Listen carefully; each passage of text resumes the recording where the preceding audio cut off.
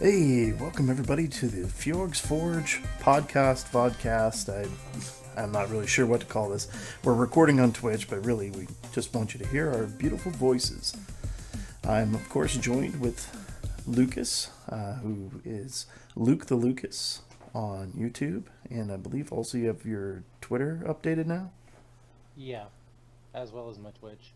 as well as your Twitch. So please give Lucas a follow, Luke the Lucas.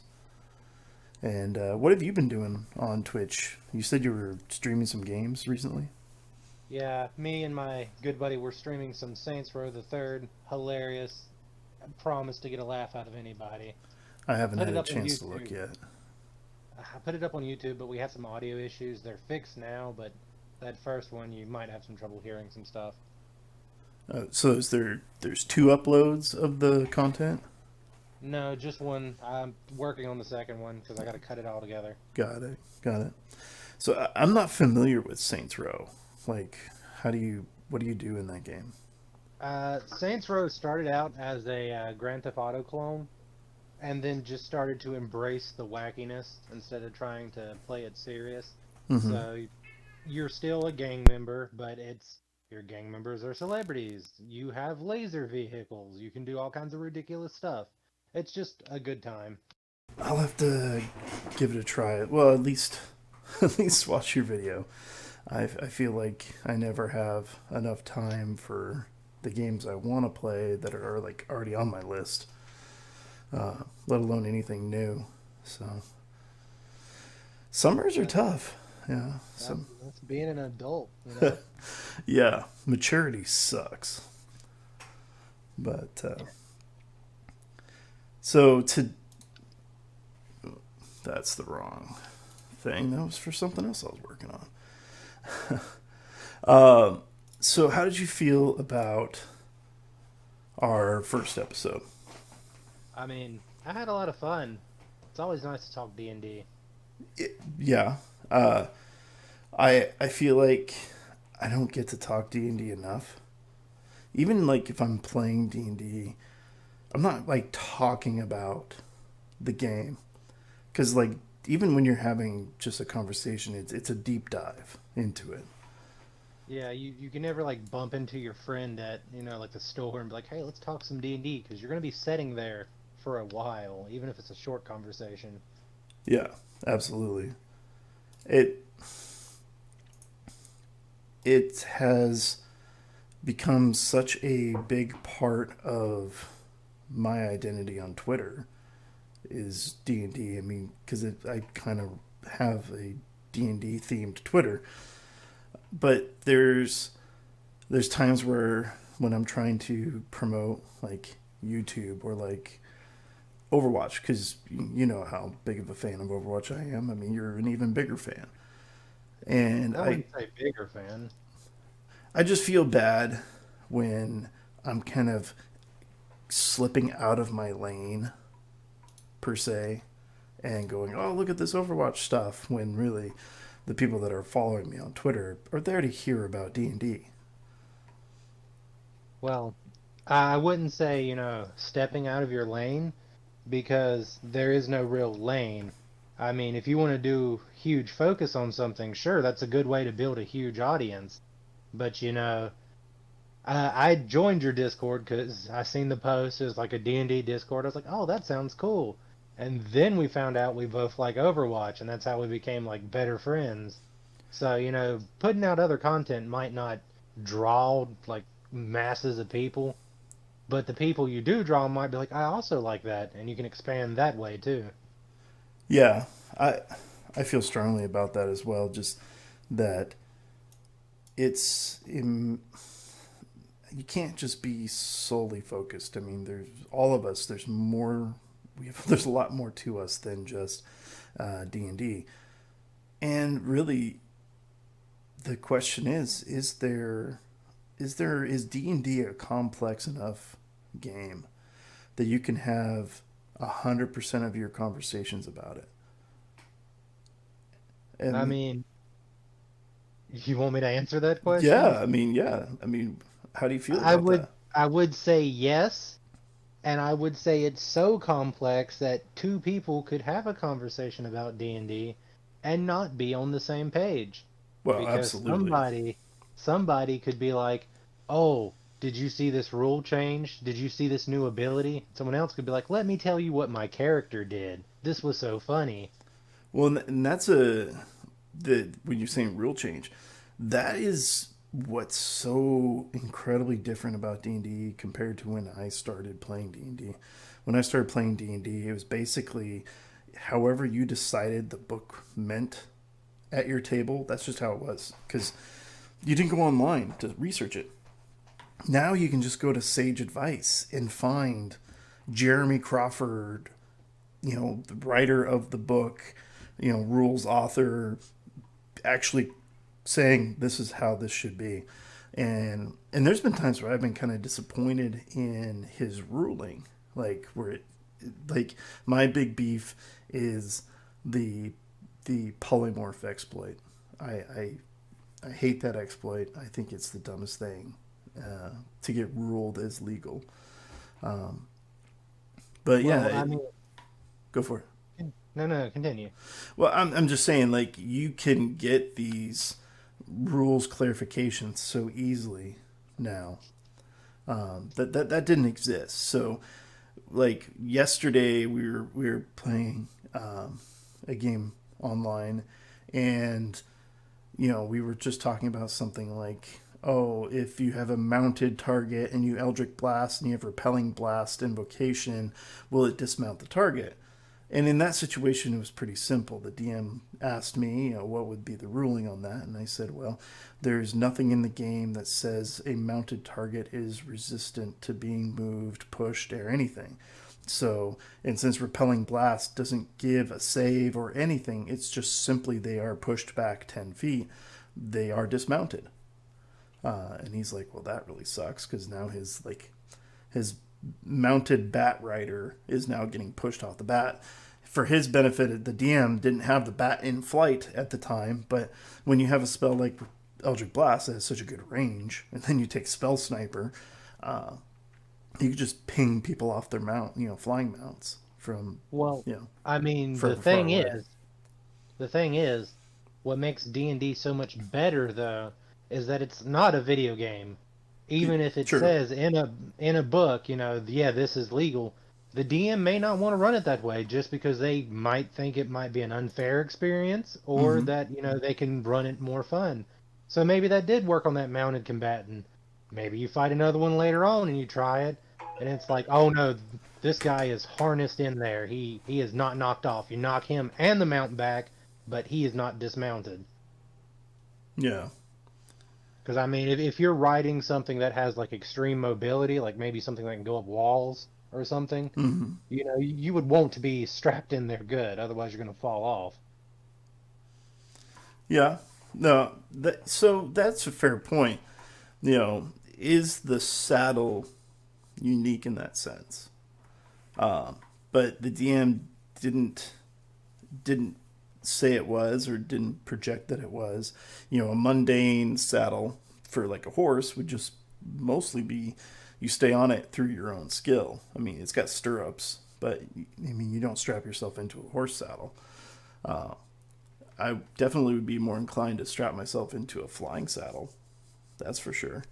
So, Well, I mean, usually when I'm DMing, if somebody does something like that, mm-hmm. I'm usually so impressed by their idea that I'm like, yeah, sure.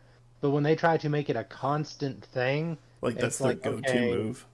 yeah, it's like, okay, we're gonna have to do something about this Mm-hmm. because, you know, that's kind of D&D. It's not so much DM versus players as it is DM giving traps and conflicts and players trying to point A to B as quickly as they can without encountering as many of those as they can. So if they find something that works, they're going to stick to it until you stop it. Yeah, and I have found that there are a lot of players out there that they become a one trick. It'll be like, oh, we're just always going to cast summon woodland creatures and send 8 wolves after everything we fight. Because the wolves get pack tactics, and even though they don't do a lot of damage, it really stacks up. You can get a lot of crits. with 8 wolves that all get advantage. Or the druid that always casts Call Lightning before they beast shape, so that they're beast shaped and dropping lightning bolts all over the place. Had one druid who uh, had also had the Find Familiar spell through Spellcasting Initiate. She would cast Call Lightning on herself, turn herself into like an insect, jump on her tiny owl, and then fly up in the sky and just drop lightning bolts on the tiny owl high up in the sky. And it's I like, mean, come on. I mean, That's it's clever. it's Like you clever, but know, it became every battle. Every battle, and that's what she did. that's when you have to shut it down. Well, but I don't want to like tell someone how to play the character, but it's kind of the same feeling when you have a warlock that all they do is cast Eldritch Blast. But then again, like Eldritch Blast is no different than a fighter just using the attack action every turn. But when you have more tools in your toolkit, but you always go to the same thing every time, I don't know how that could be rewarding as a player.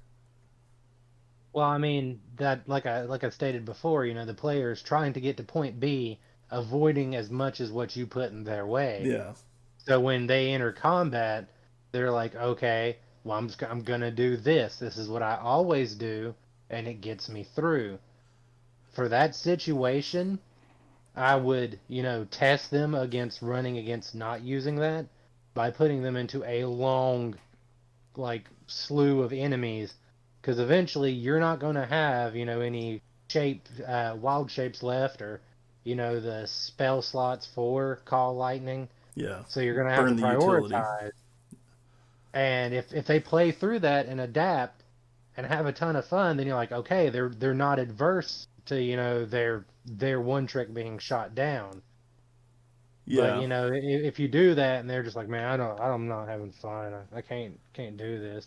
Then you might want to find a different way of doing it, like someone who combats against things in the sky. Well, I mean, there's a lot of times where combat becomes too much of the focus in a D&D game. I mean, there's tables out there where that's the way people want to play, and that's fine. I almost feel like when people are using the same tactics over again because it's just about winning the encounter or bypassing what you're throwing at them, I almost feel like you don't have a lot of player buy-in in the story.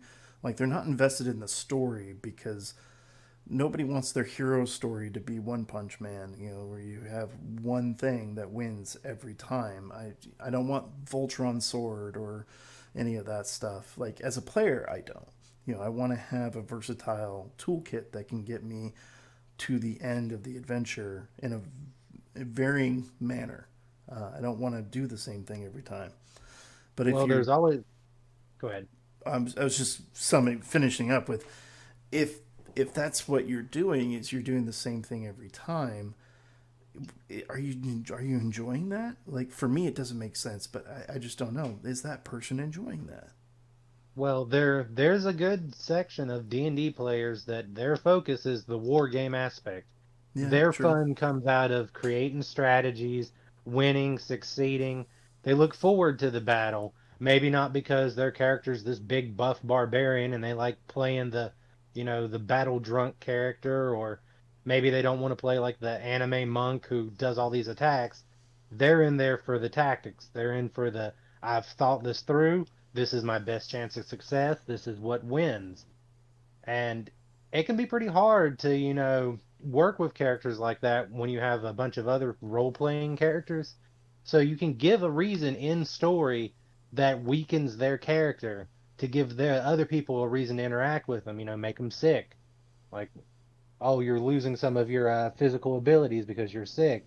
This will put them into an arc where, oh, you have to get cured, like immediately. It's bad, Yeah, which draws their character into the story. And then in combat, they have to think a little bit differently because you're taking away some of their stuff. It never feels good to take things away as a DM because if you do it too much, your player's going to resent you. But if you can balance it just enough, you give them a challenge, you give them something new, and you get them to interact with the other players who like role play more than combat. yeah.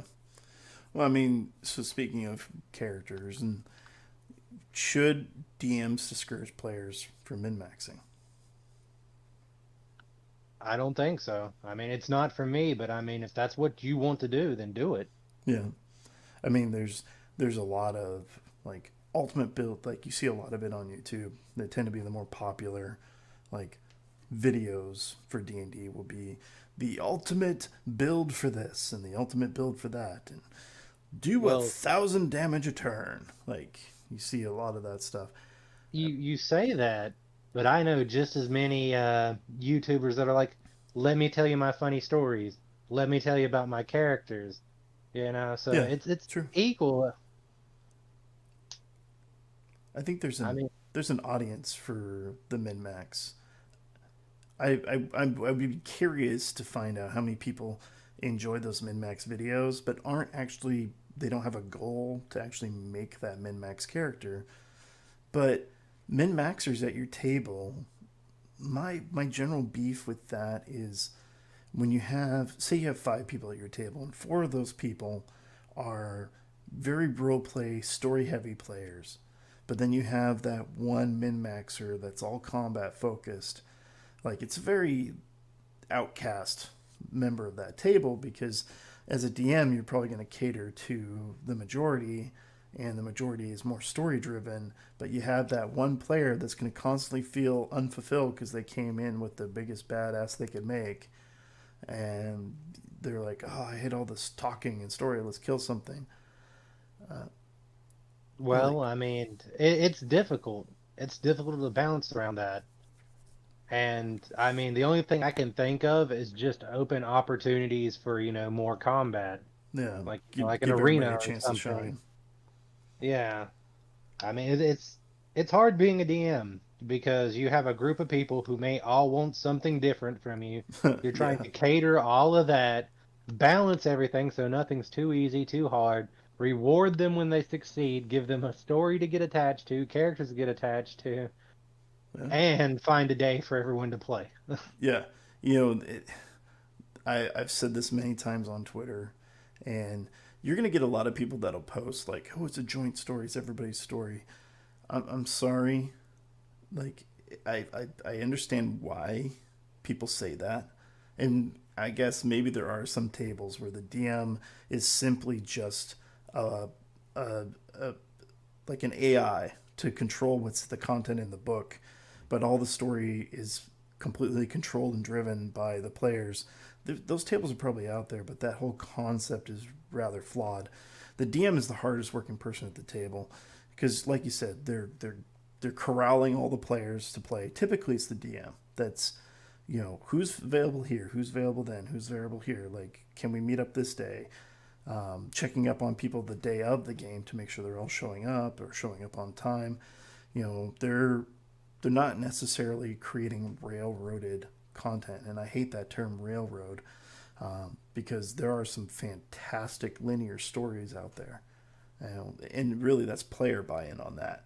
You can run a very railroaded game that has a linear story, and if your players are completely into the I'm going to say yes to what you put in front of me. Like, I want to play through your crafted story because I think your storytelling is so good. Then that's a linear railroaded game where everybody is completely happy and content with the result. So, but people don't always. I love it when you see posts about like, oh, we got this gift for our DM, or we always bring snacks for our DM. Our DM hosts, and they're always so gracious. We wanted to bring them this, or we bought our DM some new dice. Like, I always love those posts when players are rewarding their DMs because the DM works really hard. They're story writer, they're emotional coach at times. They have to be cognizant of how people are feeling at the table. I've run a game where I started off the game saying, hey, I like to do kind of emotionally vulnerable storytelling. Is everybody okay with that? And I don't really shy from topics if the topics make for a good story.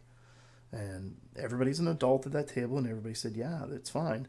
And I get into this kind of heart wrenching death scene, and one of the players just starts crying and begs me to stop. And it was the most awkward moment at a table I've ever had.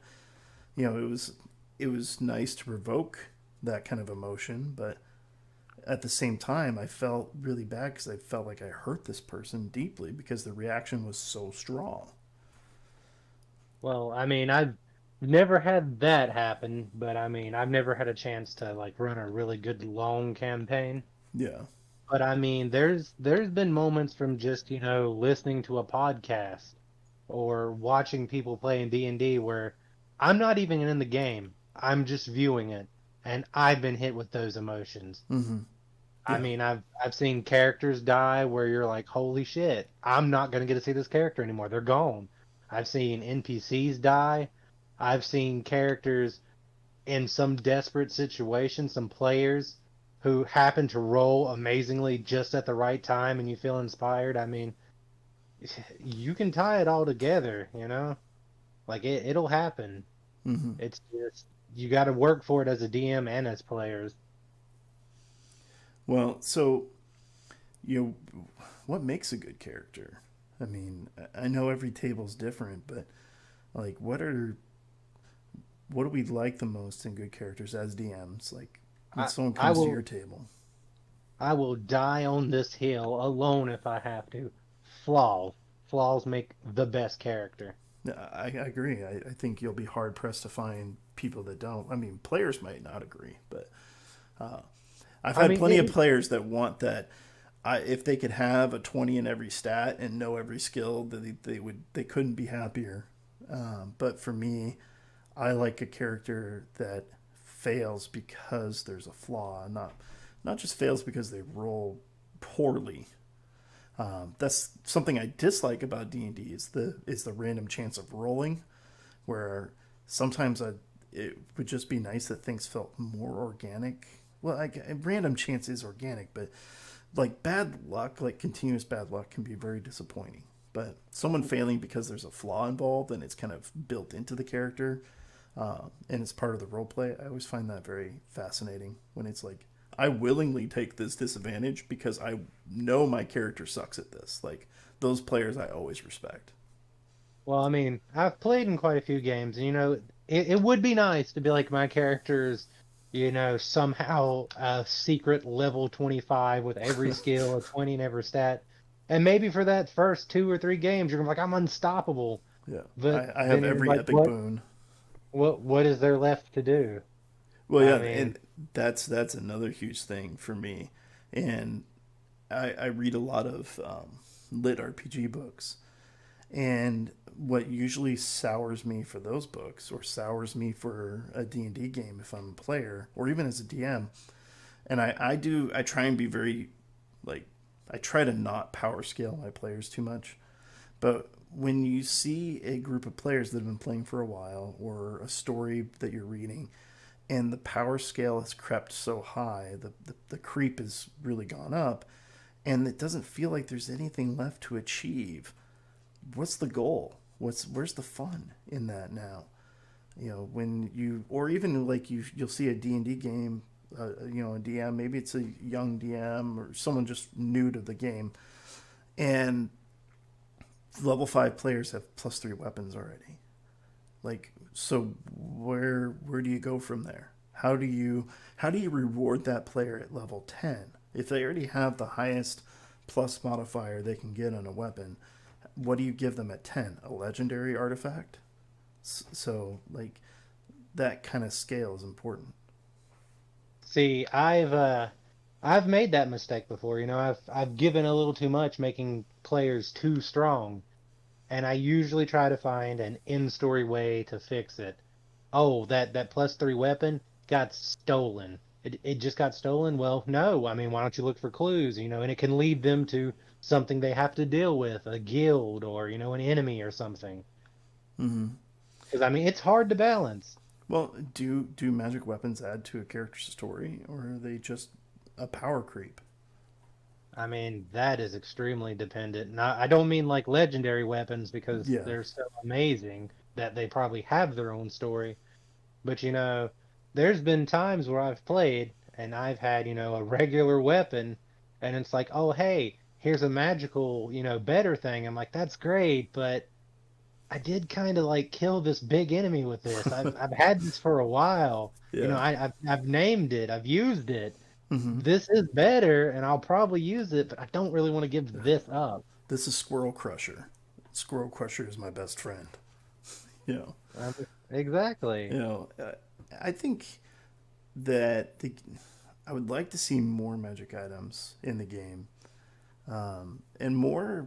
I like what Xanathars did, where they added like a grade below, like uncommon, just your common magic items, and you have all these odd things like just clothes that can't get soiled, or you know, a hat that gives you like an intimidation or whatever. But the game needs more magical items, like more variety to choose from to reward your players. But also, I do think that you can build a character identity around a magical item that's more than just because it's powerful. You know, because maybe it has a special feature. I like to make my own magic items for players because I like to provide players with magic items that enhance the class they play, so it feels very specific to them. One of my favorite things to do is all players love magic items. They Mm-hmm. love them Yeah. because they're like, "Oh, what is this?" I will go in and write the most ridiculous, not useless, but ridiculous magic items that might be just like a +1 dagger, but then you add a flavor effect because the character or player is going to have so much fun with it. Like, oh, this is a +1 dagger, but also whenever you get stressed, it starts playing soothing jazz music that only you can hear. Yeah, in a game a friend of mine was running, he set up this magic shop, and we're like, "What's there?" And he's just pulling things off the top of his head. And he's like, "There's a ring of chicken X-ray," and we must have spent like 10 minutes like haggling over this ring of chicken X-ray that can only when you wear it you can see through chickens. That's it. That's the only effect it had. But we were like fascinated by this ring of chicken X-ray and how we're gonna make use of it. I mean, exactly. You add some weird effect that, as far as you can see, isn't going to do something like amazing, Yeah. and then you just give it like a +1 so that it's useful in battle, and they don't have to give it up, but it also has another effect, you Mm-hmm. know? Well, Like it's go for it. I think my favorite thing I ever got in a game was when I was playing a barbarian and I got a two-handed axe Uh-huh. that could turn into a back scratcher whenever I needed it. It was just like, yes, I love this thing. I named it Mr. Scritches. Mr. Scritches.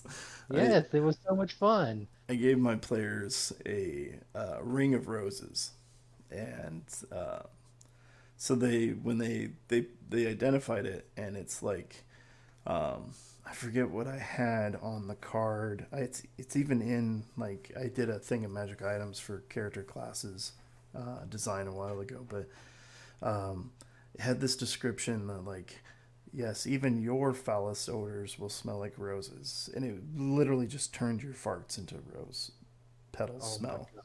Like that was the entire thing. Like it was for nobles so that they could do their poo poos and not offend anybody. And the player that got that was like, I love this. This is the best thing ever. I'm going to take so many public poops. What he meant by that, it was like he was just going to like hide around corners and just take a poo like anywhere. Because no, he's like, no one will smell it. They'll think it's potpourri. But I can just poo anywhere. Like in the middle of a bar, go under the table, take a poo.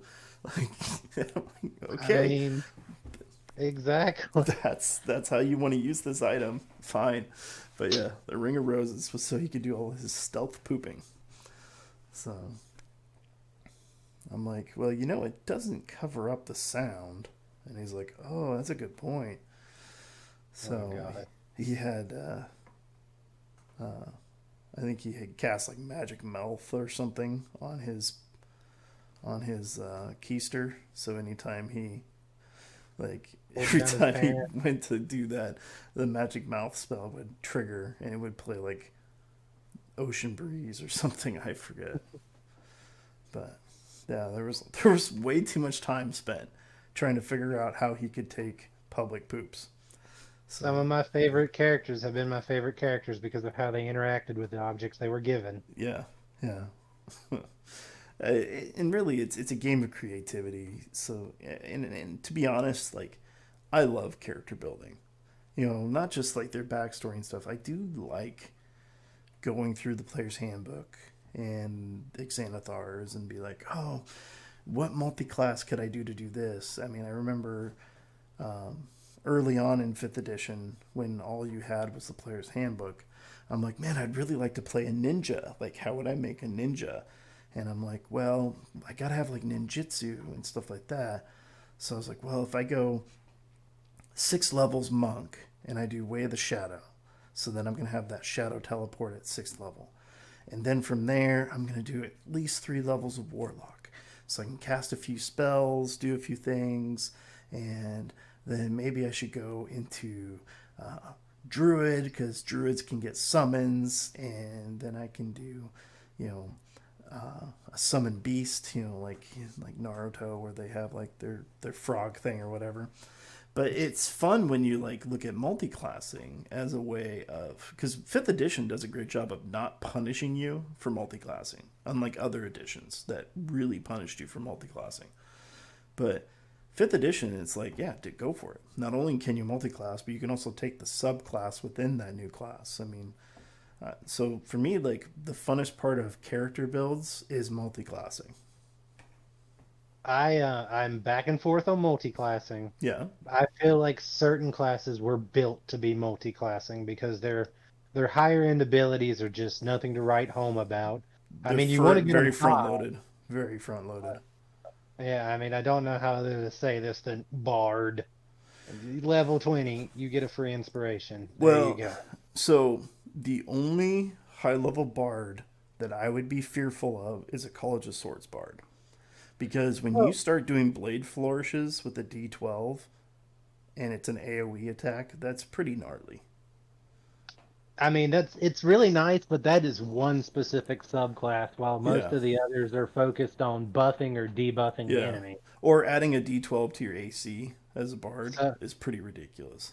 so I mean, when it comes to being, College of Swords, it's great because you're Yeah, like, oh, encounter over, new encounter begins. I get one of my inspiration back. I yeah. can use that for flourish. Yeah, and eventually But at that point you get to do a flourish with a D6 every time, regardless if you have inspiration left. So you get but then when you're like a lore bard, you're like, hey, barbarian, here, take my inspiration. And they're like, but why though? I'm proficient in this weapon. We're yeah, level 20. yeah. I'm gonna hit pretty much every time, anyways. Yeah, I think it's the magical secrets part for the bard that makes a big difference. But at that point, you should have just played a wizard. yeah, So, like, I think here's the big thing: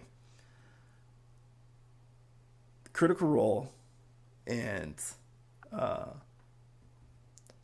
Scanlan made bards very popular because a lot of people went, "Oh, bards are a great tool for creating an entertaining character that is like a must-have in a good story." Because as we get more and more of these live performance D&D games, a lot of those groups kind of relied on their bard character to create those moments, and bards got quite a reputation from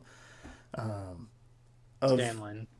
well, not just Scanlan. I think a lot of bards have this reputation that they're all like womanizer. I'm going to seduce the dragon. It's very memed culture in that sense. But the bard is an okay character. But I mean, my most powerful character I've ever made was a bard warlock. It was a College of Swords bard with hexblade warlock. I mean, that character was ridiculous. Had tons of utility, could do a lot of different things, had the inspiration, had the blade flourishes. You know, that was a fun character to play. But once again, it was a multi-class, and I find that multi-class, the characters I've multi-classed have usually been the ones I enjoyed the most because it built more utility. But then, like you said, there's some that, like paladin, I don't really feel like I would multi-class out of a paladin. Like I would want to stay as a paladin to get those I mean, not that Paladin has a lot of cool stuff. I guess once you unlock smiting, you could multiclass into another caster type and just use the spell slots from that. Because I don't think you have to use. You don't have to use Paladin spell slots. No, I think it just says you consume a spell slot. Yeah. Let's see here. Uh, on and off topic while you're Yeah. searching, did you know that Epic, my bard that I played, who was Mm-hmm. totally against the meme culture, all he wanted to do was just read books and hear people's stories. Yeah, I liked Epic. Uh, I was sad to see you want to change, but I understood I mean, why. we needed the heals, Mm-hmm. but I mean, he could still be alive. That's the story to decide. Yeah. He would be eventually multi-classing if he had gotten played longer. Mm-hmm. Yeah. Yeah. What would you Um, multiclass into? well, if you noticed, Epic spent a lot of time getting hit a Mm-hmm. lot because our only physical fighters were barbarians and they would run off and go engage something 1v1. Mm, Then here's yeah. a caster with no one to defend. So he was going to start looking into martial lessons to become a fighter bard. The fighter bard. Yeah.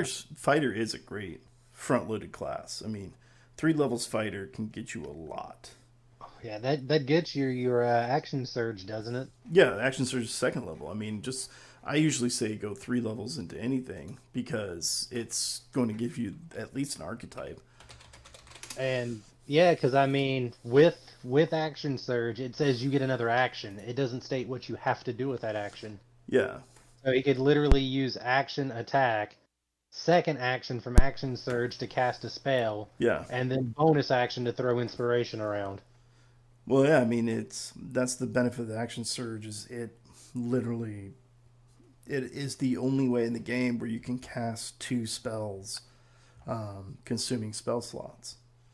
So, I thought it didn't allow that. I thought it still had to be a cantrip and a leveled spell.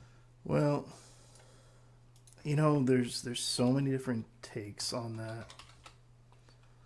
Um, let's see if When we it can. comes to my DMing, I usually don't allow two leveled spells unless you Yeah, got a full spell. because let's see.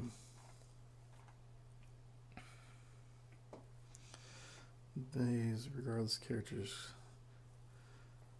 I'm looking to see if I can find like a. The paladin spell slot thing. Well, I did find that already, and that was any spell slot, which is nice. It is very nice. It gives a reason to. Does it take an action to smite? It's a bonus action, isn't Well, it? so smiting is actually takes no action. So what the action is making a weapon attack. So that's the benefit of a paladin and their smites. So a paladin can use their attack action, and they'll get extra attack at 5th level. And you don't choose to smite until after you've hit the creature. So a lot of So paladins can reserve their smiting for crits. so theoretically, in multi-classing, fighter paladin could attack, possibly with multi-attack, and then action surge attack again Yeah, for that's. even more smites. All the smites from the heavens. I think some people will go like they'll go Hexblade, Paladin, so they can get that Hexblade's curse to get their crit chance 19 and 20. Some people do Fighter Champion and then Paladin. The tough part about that is so this is what really delays me out when it comes to multi-classing is what am I waiting longer to get because I added those other levels. And the big one for me is and this is where I feel like spellcasters have an unfair advantage over martial classes. So cantrips will scale on player level, but multi attack or extra attack only occurs when you hit that objective point in the class. So if you go 3 levels fighter to get champion, and then you go into paladin and you've got smiting at 2nd level, you're a 5th level character who does not have extra attack. You have an improved crit chance with champion fighter. You have action surge. You have second wind. You have With Paladin, you have Lay on Hands and you have Smiting and some spellcasting, very limited, because you only have 2 spell slots at this point. But you don't have multi-attack, where the Warlock, if you were to do this, if you did first level Warlock, second level Cleric, third level Sorcerer, fourth level Bard, fifth level Wizard, your cantrips would still cast at that higher tier because that all cantrips scale at 5th level, regardless of what your combination of classes are. And it's an unfair advantage, in my opinion. Cantrips are so incredibly powerful in D&D, where if I had a choice, I would take Eldritch Blast and then Crossbow Expert, and that would be my go-to for every character, regardless. I would cast Eldritch Blast, and I would have Crossbow Expert so I can cast my spell in close combat or ranged, and I'd be fine. That's all the utility I need to do combat for the entire game. So I mean, it sounds like a big argument for multiclassing, but there are downsides to multiclassing too, well, though. that's what I'm saying. Like, the downside for a melee class is, do I stay in fighter till 5th level to get multi-attack? Because multi-attack is like a break point for melee fighter. For any melee class, multi-class, multi-attack or extra attack is the break point. That's when your power scale doubles, because you Well, now have 2 actions in your attack action. I mean, yeah, but like you were saying, you were putting up how powerful cantrips are, and cantrips are great. They are the bread and butter for any spellcaster. It is your fallback plan. It is what you want to use when you need it. Mm-hmm. But I mean, sure, you can do your Eldritch Blast. You can cast more than one of them, and you can cast them at close range. But is that ever going to beat a fireball that you might end up passing up to mix and match your classes? Well, so keep this in mind. Look at an Eldritch Blast build per se. So let's go to. I mean, we don't even necessarily need to do 5th level Warlock, but let's say we're a 5th level caster, and we took several of those levels as Warlock. So we have Eldritch Blast, and we have access to invocations, and we're going to take Repelling Blast and the one, I forget the name, the one that allows you to add your Charisma to your Eldritch Blast. You probably, if you're min-maxing, you have an 18 charisma currently. So at 4th level, you're either going to bump your charisma to 20 to get the +5 to damage, or you're going to take Spell Sniper, or you'll take Crossbow Expert to be able to use Eldritch Blast in close range. In this build, I'd say let's at 4th level take Crossbow Expert, because we want to do nothing but Eldritch Blast. And then at 5th level, our Eldritch Blast can now target 2 beams to 1 target, or 1 beam to 2 targets. So you have this. So, and now let's take a fighter who's using a heavy crossbow, because we want our damage to be equivalent. And the fighter also takes Crossbow Expert. So you have a fighter at 5th level who is taking Crossbow Expert, so they can ignore loading. A heavy crossbow does a D10. Eldritch Blast does a D10. The fighter has an 18 dex. The Warlock has an 18 charisma, so they both have +4 to damage, +4 to hit, plus their proficiency bonus. Now, the Warlock also took Repelling Blast, so their attack automatically has a built-in utility. Let's say the fighter is a Battle Master. The Battle Master has 4 maneuver dice before they have to take a short rest. So already the Warlock has the same equivalent range, pretty much, as a heavy crossbow, the same damage. We've removed the melee combat restriction by taking Crossbow Expert, and we've removed the action to reload with the loading property on the crossbow. So their action efficiency for these 2 characters is the same. Now we got to look at what those classes are providing. The Warlock's going to give them spell slots for a little bit of utility, but the Fighter's going to have a D10 over a D8 hit points. The Fighter's going to have Second Wind, which is nice, and the Fighter's going to have Action Surge. So they are relatively equivalent classes, but in the long run, the Warlock can get a War Wand and now give themselves +3 to hit with but they're never going to increase damage. The Fighter could get a +3 crossbow enchantment, which is going to boost them. So all along the way, they're relatively equivalent classes. I would say a Warlock Eldritch Blast build and a Fighter ranged Battle Master build are pretty much equivalent classes. They have some benefits and some boons. So my whole point is, if that fighter multiclassed at any point, they would already be well behind the warlock, and the warlock only needed 3 levels of warlock and choose 2 more levels of any other class, and still be as equivalently powerful as that fighter had gone monoclassing. But if the fighter multiclasses, they will automatically lose the war because the warlock will always get those the cantrip scale, especially Eldritch Blast, scales at the same rate as the fighter extra attack feature because fighters get up to 4 attacks. The only class that does. But Eldritch Blast also gets up to 4 beams. And if you multiclass into Sorcerer and you take Quicken Spell, then you can Action Surge almost every turn now. So that's what I'm saying. A Warlock built right with a little bit of Sorcerer or something else can outscale pretty much any other class out there if you're going for a min-max perspective. And here I was thinking you weren't a min-maxer. No, I am a professor of the game. I study all aspects. So, I demand you draw a graduation cap and glasses on your avatar. yeah, I can talk to the artist of my avatar, Russ Richards art, by the way. You can check him out online, Twitter, Instagram primarily. But Did better than my art. Russ Richards art. He's the one that did my avatar.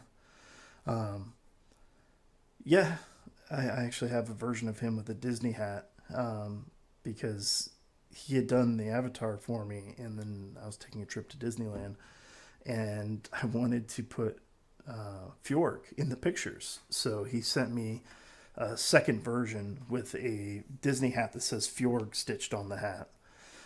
So I did a bunch of pictures and posted them on Twitter of just Fjorg in Disneyland, which is a Remember lot of when fun. Disneyland was open? What's that? When Disneyland was open? Yeah, this is pre-COVID. This is pre-COVID. So I guess I'm just not a multi-classer, man. That's just yeah, me.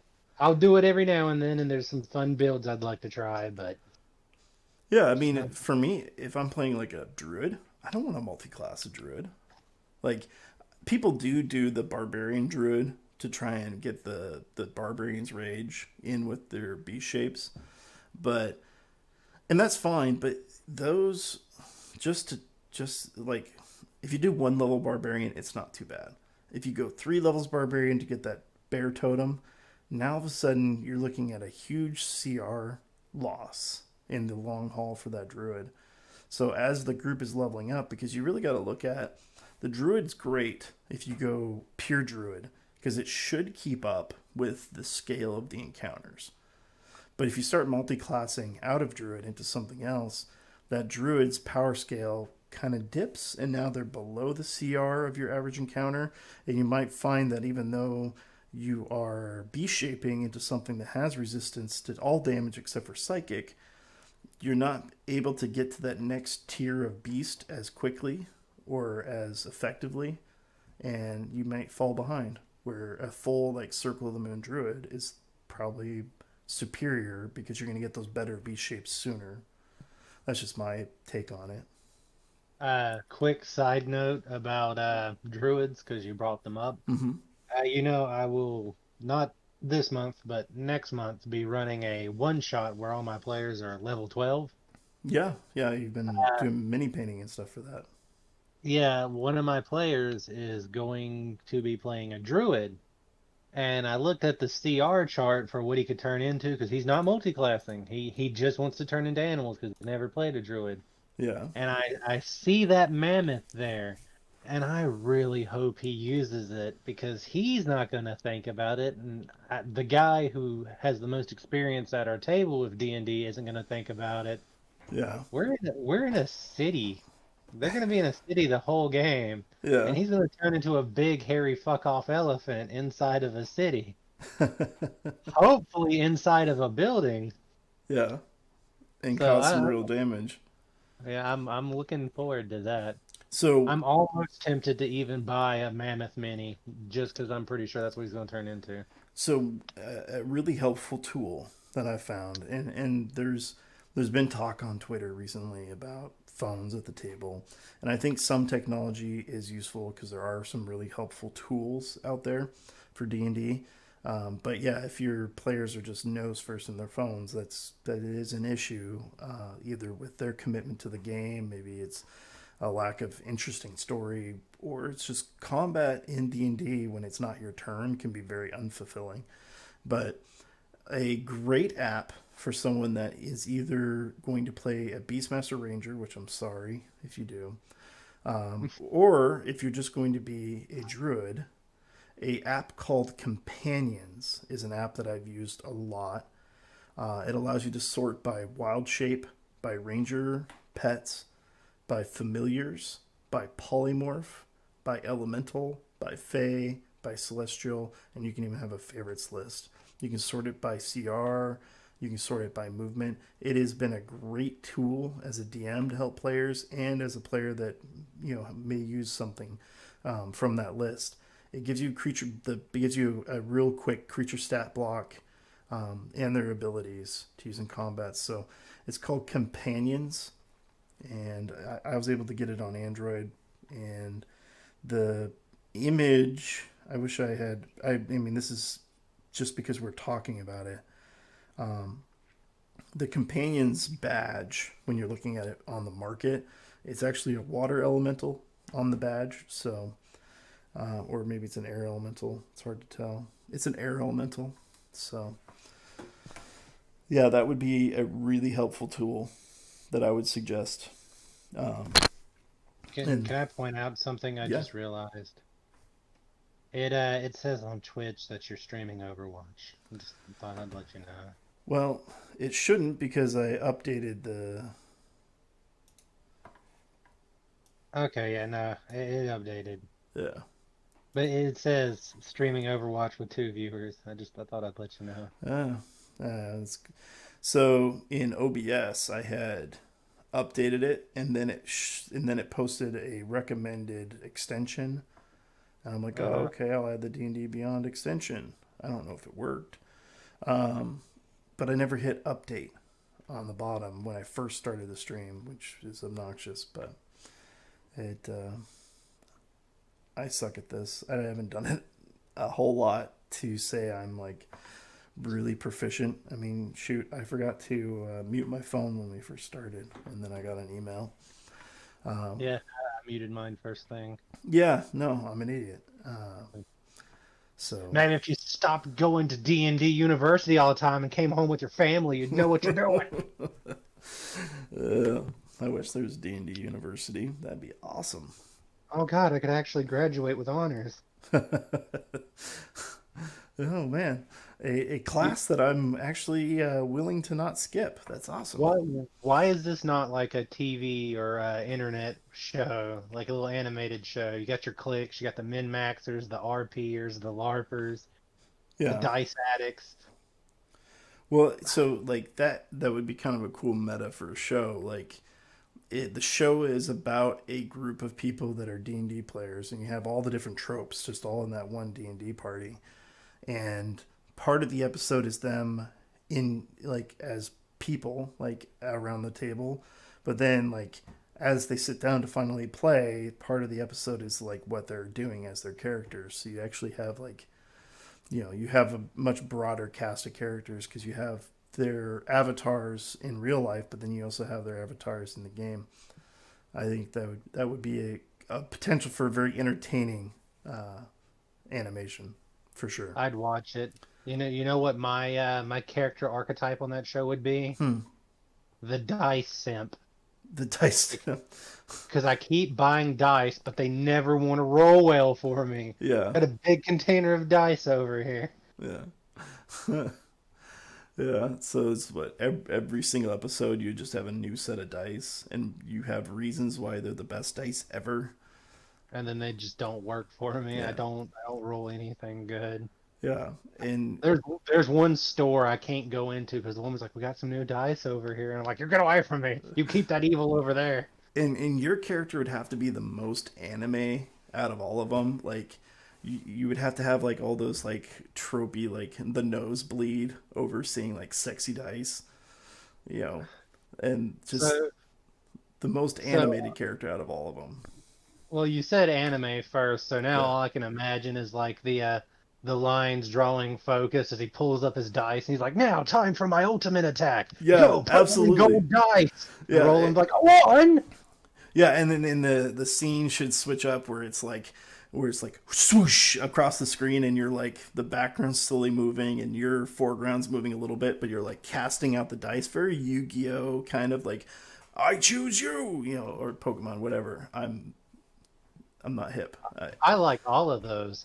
So, but like, yeah, I could definitely see your character like, this battle's gonna need my most impressive dice ever, and you pull out like these like amazing dice that no one's ever seen before, and it's all to roll to like say hi to a girl or something. Like you use your best dice ever to do the stupidest RP moment in the game would be hilarious as like a character. Like it's not so much like the combat. It's like I want to So steal that roast beef sandwich. it's weird because I was actually about to jump to a sandwich joke and just be like, okay, I'm at the restaurant, dude. Do they have a sandwich I want? I don't know. Roll a d6 for it. My time has come. A whole episode just like very like cooking show esque. Like the entire session all of a sudden became you like trying to build the best sandwich, and you're like, there's like all these intense like slow motion scenes of you rolling to like place pickle, you know. Place pickle. So, I would watch that show. I would I would absolutely watch that watch that show show. too. If I was an animator, I would animate that show. I wish I had those skills and/or talents. Yeah, skills and talents. I lack both of those. I have no skills. I have no talents. I put all my stats into personality. Why?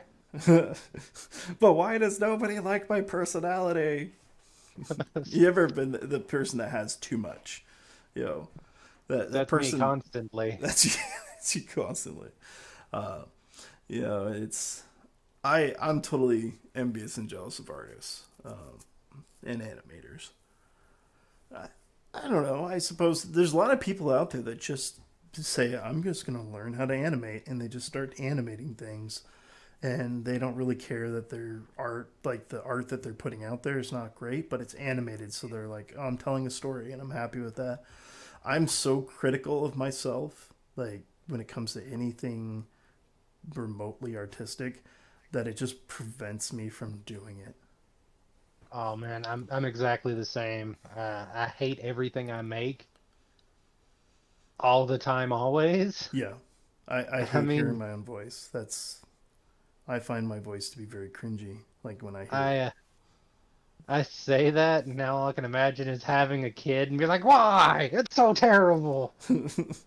No- now I Nothing have I to make is good." now I have to listen to myself in miniature.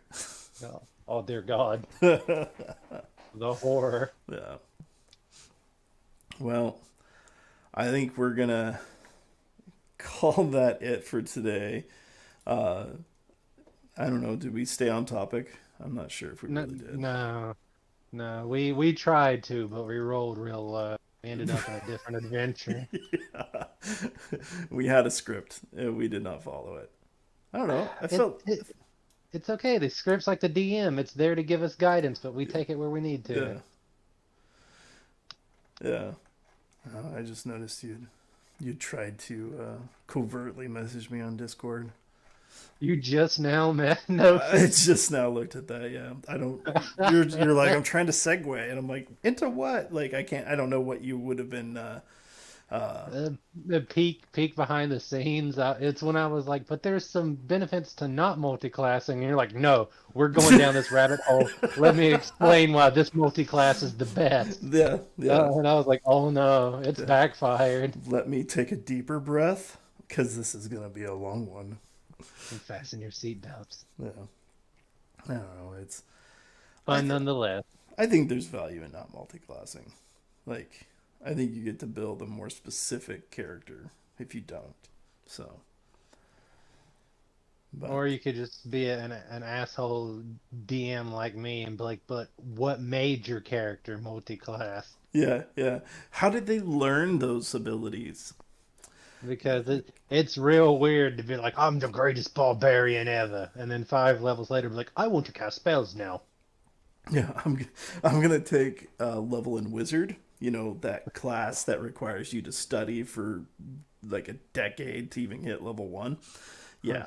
No, Barbar, not bar, sorcerer, which would make sense. I'm not going to choose sorcerer because I could just have a bloodline ignite inside me all of a sudden during a extreme rage or a near death or whatever. So lots of ways to explain sorcerer heritage, barbar, but barbarian wizard. a Say barbarian hello to wizard. my axe. Oh God, I got blood on my spell book. It's like, I would like to cast fireball, and now I'd like to rage. It's like, okay, let's just get the fireball out there first and then chart. And then go insane with anger. Yeah. All right, man. It's been fun. It has been fun. We went for a shorter, more well contained version. Which Last episode was 2 hours. I think it's better this way, to Yeah, have a topic and just go off on tangents as we do. yeah, yeah. As we do. Uh, Definitely enjoy it though. It is probably one of my favorite ways to spend an hour. So Oh yeah. I mean, just talk about your passions. yeah, Hopefully we'll have people showing up and adding to the chat. I look forward to it if that happens. that would be nice to have people like us. That would be cool. I'd like to be liked. I'm used to not being liked. I'm fine with that. Yeah. But, you know, just It's just having people being like, "Well, what about this?" Because that's the best thing about D&D when you hear stories from other people. You're like, "I mhm. never thought of that. That's insane." Yeah, I think reacting to a chat would be nice. It would also be nice if I actually titled the stream correctly before I started it. Would help to bring people in or promote it. Promoting The, it ahead of time would be nice. We're the not. one Overwatch fan comes in. He's like, Yeah, "The hell is this? I've never What been is so this? disappointed in my life. D&D. Well, I'm gonna Google this," and then they just become the biggest D&D fan Yeah. ever. Let me introduce you to the best game you've ever never played. And So probably won't unless you have friends with flexible schedules. yeah. Well, the thing is about getting games together. Uh, so I work for a construction company, and as a geeky guy, I always kind of feel like, oh, I'm the only one. Like I'm the only geek because there's all these construction guys, and we are actually going to start a company D&D game because even construction guys like D&D. So Uh, when COVID when the COVID restrictions lighten up, I mean, even though we all work together and are face to face most days, anyways, um, yeah, we're gonna try and get a new home game going, like, and it's just people from the company that we work you in. you can never ever like guess who plays D&D. I mean, like you can Yeah. see certain people and know because they might be wearing memorabilia of it or Mm-hmm. like tattoos or something or talk about it. But there was this guy in high school back when, I would make little games for the people that I hung out with. Mm-hmm. He was this tall dude, dreadlocks, tattoos, was on the basketball team, and like we never spoke, like at all. Mm-hmm. And like we got the library after school to play in. And he was in there one day studying, and we played our game for like an hour, and everyone was leaving. He came up, he's like, "Hey man, can I play?" I was like, "You play D&D?" He's like, "Yeah, man, it's fun." I was like, "Yes, please come join us." Yeah. I mean, you've got like people like Joe Manganiello that you never. He, I mean, he's married to Sophia Regar. I think that's how you pronounce her name. I'm Yeah, horrible at so pronunciation. gotta roll Like, your R. this is like on the outside. Like, if you just to judge a book by its cover, which you shouldn't do, you're going, that's not a dude that plays D&D, nor the woman that marries a dude that plays D&D. Like But in reality, he's a dude that plays a lot of D&D So He was literally the reason I stopped like trying to judge people that played it. Because yeah. even when he played, I was like, oh, he's gonna play like a melee character. He played a gnome bard. What And where'd you see him play at? That he was playing a gnome bard. no, he joined us. No. I'm talking about the guy Oh, on. you're not talking about Joe Mitch. No, Okay, all right. You're back on to your dreadlock, dude. Uh, yeah, I'm, yeah, he played a gnome bard. Right on. yeah. He played a gnome bard, and he Critical Role wasn't even a thing then, so Yeah, he wasn't even doing the meme. the He was a scaling meme. guy who was like loved music, and his Yeah, character would always like, in a social situation, like, yeah, he was definitely not the face. He's like, yeah, what's going on? But the minute anyone mentioned music, he'd be like, music, what kind? What instrument do you play? Tell me more. I must know. yeah. He'd like own people's leg as they're trying to walk away. He's like, no, tell me what you play. What's your favorite instrument? Yeah, that's cool, man. That's a cool memory. Yeah. Did you keep in touch with him or? Oh no. He works for well, probably not now because of COVID, but he works for a cruise liner as a cook. Oh, okay. Yeah. That's the other thing. You go from having like connection to this group of people, and then you turn into an adult, and people like move away, and it doesn't even take someone moving away that far. Like if you all of a sudden have to drive more than 30 minutes to go to a D&D game, all of a sudden that becomes too much of a challenge. Uh, it's the innate laziness of people, I suppose, but I We found that got that's the killer of most games is distance. we got a thank for the podcast, but then we just didn't even end it. We just kept talking. Yeah, yeah, it's the long goodbye. It's yeah. Uh, Well, there's always next week, man. there's always next week. We And we should hey, we should just want to say a couple things before we finish. One, if you listen to our podcast, which would be great, leave a comment when I post this on YouTube. Leave a comment, and you could potentially win a copy of Tasha's Cauldron of Everything. So if you leave a comment on the video on YouTube for this episode of the podcast, and or watch the YouTube video for Tasha's Cauldron of Everything that I did about a week ago, you can also have a chance to win the book there. I will go through the comments on this video and the comments on that video and randomly select somebody. So it gives you two chances to win. And I did reserve the alternate cover, so it's a chance to get the alternate cover for free. does it count if I work in the podcast? Like if I go in and I'm like I didn't You are listen. not exempt, my friend. If you want a chance to win, you can also enter. Yay! So I never win anything. I'm not gonna do it. It wouldn't be fair. You let somebody else win. You do it, damn it. why would it not be fair? Like the Because only I thing that mean, would not be fair is if I entered myself. I guess I just got two copies. Yeah. Look at me, selfishly not doing this thing I said I Didn't would do. I don't know. didn't you just buy them yourselves? You didn't win anything. You shut up and get out of here. No, it's no, dude. It's it. No, nobody here is rich. Some of us are more blessed than others, and I happen to be one of the more blessed people. So I'm perfectly fine uh, putting up Oh my God. money and having Oh, people get free shit. the light, it's reflecting off your flex so hard. Oh, it's so blinding. I'm not trying to flex, man. Seriously like Twas a joke. Twas a joke. um, I love this hobby of ours, and it's not a cheap hobby. So, and I think it's a I cool book that more people need.